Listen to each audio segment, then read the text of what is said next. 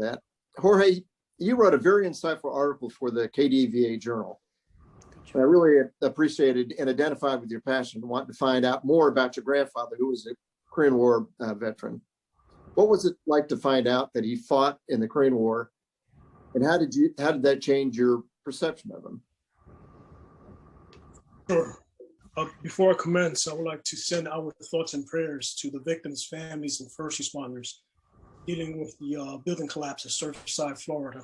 I would like to also thank KDVA for this opportunity. It's an honor to everyone on the panel. Thank you, everyone, for your military service. And thank you for asking such an important question. You know, sometimes there are countless of untold stories lost to time. And for some reason, they find a way to unearth themselves. This is my story with my grandfather's military service. And before I go really deep into answering your question, allow me just to share a brief history so you could get everything, connect all the dots. In 2007, Naomi Figueroa Sulet released her documentary film about the border engineers during the Korean War. And this ushered in a new revival of great interest within the Puerto Rican community, with much pride and respect towards his regiment, including myself, not knowing at the time that my grandfather was a good engineer. Since then, this regiment has been awarded a Congressional Gold Medal. Many organizations have been created in their honor, and they now have a national holiday, April 13th, as a reminder of their service and sacrifices that embodies the fundamental ideals of responsibility and dedication found within the American experience of military history, especially at a time when their presence was needed in South Korea.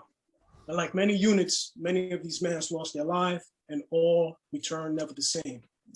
Therefore, when I learned my grandfather fought in World War II at Luzon in the Philippines, was a bullet engineer who, after being wounded in battle, volunteered to go back to Korea, served in 8 Korean War campaigns.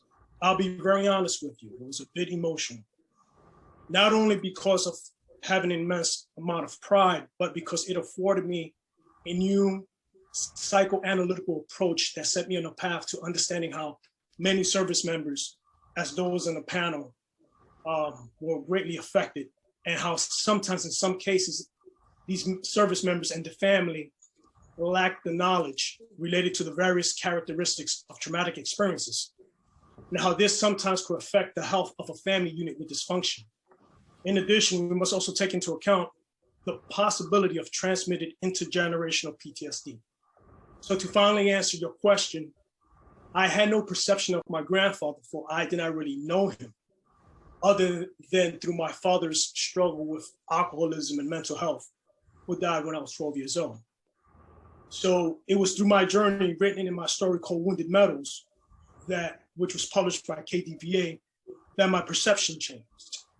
After having obtained all of his military official records, information about his post-war life from lost family members I found, I finally was able to hold a great deal of respect, empathy, and closure within my heart, not only for my grandfather, but for my father, who really was the son of a dedicated combat soldier from the island of Puerto Rico. Yeah, Jorge, thanks. And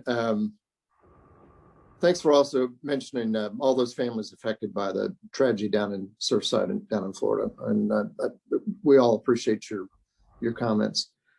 Yeah, you know, the 65th Infantry, the Buccaneers, are an important part of the Puerto Rican history that oftentimes gets overlooked. You know, my father's very proud of his service there. And we all appreciate your personal connection and your journey to